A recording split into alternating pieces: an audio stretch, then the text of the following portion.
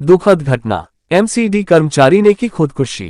दिल्ली नगर निगम Shahdara north zone office से सहायक sanitary inspector राजकुमार ने अधिकारियों के रवैये से परेशान होकर आज तीसरी मंजिल से कूदकर आत्महत्या कर ली। पुलिस पूरे मामले की जांच में लग गई है।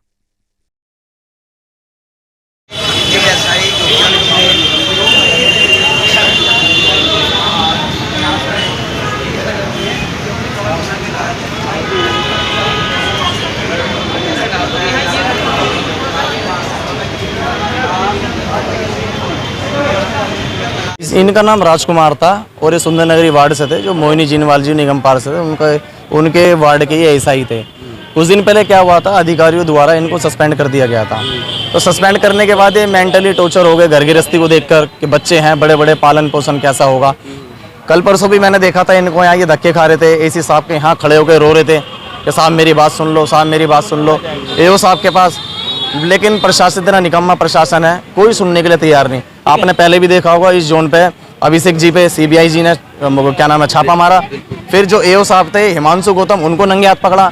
ये बड़े बड़े अधिकारी इतने करप्ट रहते हैं, पर ये जो छोटे मोटे जो कर्मचारी होते हैं जैसे एएसआई, जैसे ये थे राजकुमार जी, इनको बड़ी गंदी निगाह से देखते हैं। जैसे काम नहीं करते, इन्हीं से ही काम लेते हैं, इन्हीं से ही सब कुछ करते हैं और खुद इतने बड़े बड़े कांड करके ये सोचते हैं हमने कुछ नहीं किया और लास्ट में पता लगता है वही अधिकारी करप्ट थे। इन्होंने इनकी फाइल मतलब सस्पेंशन में रोक रखी थी, सस्पेंशन में रोक रखी थी। जैसे एसएस साहब हो गए, एओ साहब हो गए और एसी साहब हो गए। अभी आप सुनो, जैसे तीसरी मंजिल से ये कैमरा करो वहाँ, उस खिड़की से ये कूदे नीचे, इनकी 10 मिनट तक सांस, हमने पेट पे हाथ, सांस चल रही थी, नवस पकड़ के देखा सांस चल रही थी।